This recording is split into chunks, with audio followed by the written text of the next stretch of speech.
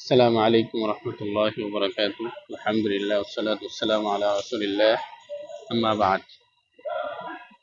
এহতুল বাইতুল্লাহ মক্কা শরীফ আল্লাহ তাআলার ঘর।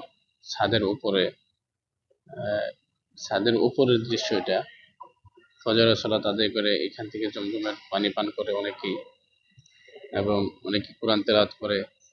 ছাদের উপরে মাশাআল্লাহ ঠান্ডা পরিবেশে সালাত আদায় করতে ভালোই লাগে, আলহামদুলিল্লাহ।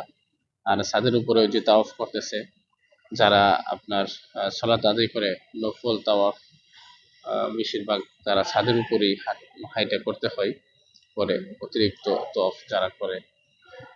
তো এই হলো ছাদের দৃশ্য। মাশাআল্লাহ, অনেক কাজ চলমান, কাজ চলতেছে।